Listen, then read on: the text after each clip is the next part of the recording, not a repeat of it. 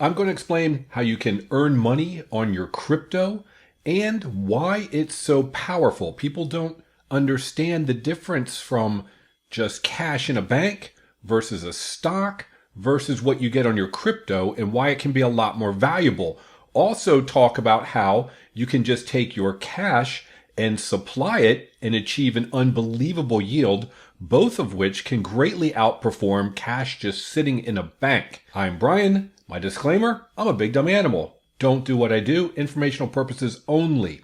So I have put up a course on School, and I'll show it here, classes. You can learn everything, beginner, intermediate, expert, you name it, adding new classes all the time. There's also a link down below. I've got a new MEXC.com account. That'll be down below, and I'll throw it up here on the screen, as well as you can just join as a monthly member and have little conversations outside of the comments on YouTube if you go to the main page. So please do like and subscribe. All right, as I mentioned, I'm going to do a brief overview of this. I've got, I guess it's 3 or 4 videos that go into great detail in School. But for here, I'm just going to try to keep it short. People always say, get to the point, keep it short. All right, so let's talk about in general the idea that, hey, you might want to earn some money on your crypto assets. That's called staking your crypto. Now, if you were to take, let's look at 3 examples. If we were to take cash in your bank and you receive a yield, you would receive, let's say, 5% on $1,000. Over the course of the year, you're going to receive your $50 in cash. You held cash, you got a yield, you got cash back. Okay, let's look at stocks. Now, if you look at a stock, I'm just going to pull up this one I like to use as an example. This is Verizon Communications. If you were to have bought it, it says you get a yield of 6.03%. So people think if they invest $1,000 and they buy some Verizon stock, they're going to get 6% on their $1,000. That's not exactly how it works. This yield is calculated because what they do is they give you what's called a dividend. Now, in this case, it says 2.71. That's $2.71 you will get for every share of Verizon you purchase. At this price, $44.93, it would work out to be 6%. So it doesn't matter if I bought Verizon at $30 or you bought it at $60 or someone else bought it at $80. We're all going to get $2.71. What does that mean? Well, depending upon what price you bought it out, you have to do the math, and everyone's going to receive an effective yield that is different. If I had purchased this for half of this price, my yield would be double this. It'd be more like 12%, because they're giving me $2.71 over the course of a year. In this case, it happens to be quarterly, so it's a certain amount of money per quarter, 60-some cents, I guess, every 3 months. Adds up to $2.71. So as you can see, in the case of stocks, you're getting dollars back, even though you're holding stocks. And you're getting it in the form of a particular amount of earnings per quarter. All right. Now, the reason I pointed that out, if we look at crypto, if you stake crypto, in this case, we're going to talk about staking, and then we're going to talk about supplying. With, for example, Ethereum. If you look here on Coinbase, they allow you to stake multiple assets. Let's take, for example, Ethereum. At the top, it says Ethereum will pay about a 2%. But here's what's interesting, is that what you're getting is not dollars. You're getting Ethereum.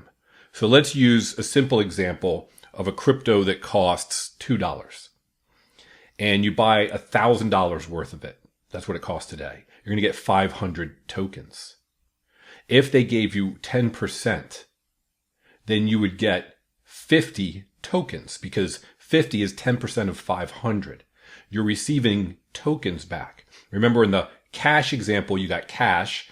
In the stock example, you held stock, but you got cash. And in this example, you hold crypto, but you're getting crypto back. And that's what makes it so powerful.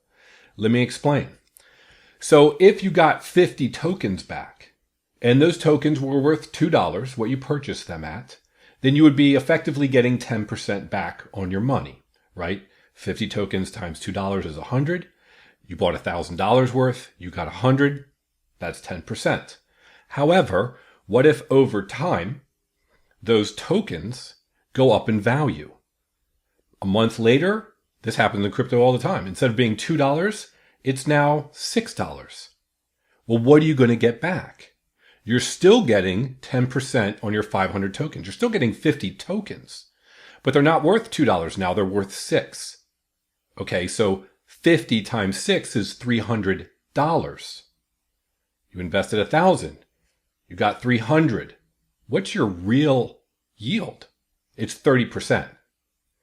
So it can be very powerful because you're getting back the tokens, and it's up to you to decide, do I now want to sell those tokens and convert them to cash, or do I want to hold on to them and maybe even just restake them? You can do it in many cases, like for example, Coinbase, and there's other places to do it. These are the assets along with Ethereum that they allow you to stake, and they all have different rates. We'll talk about some of the things to look out for. Now let's talk about supplying. So in staking, you're effectively locking up those assets for a certain amount of time. We'll get to that. But then with supplying, for example, on a borrowing and lending protocol like Aave, which is popular for Ethereum, you can stake your Ethereum. I'm just going to blur out my balances here. And it says the APY is 2%. So I would receive, just like the other one, 2% on this. But this is considered supplying my asset instead of staking it. And here's the main difference, and that is that when you stake something, they will have a lockup period in most instances. They might say that it's locked up for a certain amount of time. What that means is if you want to unstake, in other words, take the assets back, it might be a week, it might be 2 weeks, it might be 4 weeks. So that's one of the things to look out for. You need to see before you put it into the staking protocol, well, if the price goes up and I want to sell it, can I just take it out and sell it? Or in some cases, it might take a week, 2 weeks, or a month. A month is a long time to have something sitting there. The price may come back down. You may not be able to sell it in time. That's one of the caveats that you have to look at when it comes to staking. With supplying, you can supply it and withdraw it pretty much at any time. So when you think of staking, I like to talk about it almost like it's a CD in a bank. You lock up your money for 3 months in a 3-month CD, you get it back. In that case, you would say, okay, well, I want to get my money back, versus supplying is sort of like just money sitting in a cash account. Now, one of the nice things about supplying it into a protocol is that you can also borrow against it. So that's one of the pros. All right, so that's staking and supplying with respect to a cryptocurrency, receiving back cryptocurrency, which can make it powerful. You can also use it with USDC. For example, I believe it shows right here 4%, 4.1% on Coinbase. So if you just took money in your bank account and you put it into Coinbase and converted it into USDC, which is a stable coin, which holds the same value as a dollar, it's pegged to the dollar, doesn't change, so you don't have the volatility, you're receiving 4%. Not bad.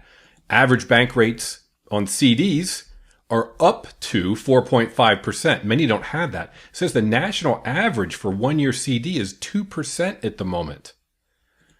Okay, you have to lock it up for a year to get 2%, yet you can put it into something like Coinbase. It sits there, it receives 4.1, and there isn't a lockup period. You can take it out at any time. Gets even juicier. If you're willing to look around at different protocols, because these rates will vary just like a bank rate, you can forum shop, as I would call it. And for example, this particular one I like, called Bonzo, the USDC there is giving 14.75% right now. And it goes up and it goes down depending upon the amount of money that's in, the amount of money that's borrowed. In this case, you're supplying it to be borrowed out. You can take it back at any time. And they have a bonus at the moment at 22. Incredible. Now their borrow rate's really high, but if you're just supplying at the moment, and this goes up and down just like anything else, you're going to receive 37%. Even if the bonus wasn't there at the moment, you'd be receiving 15%.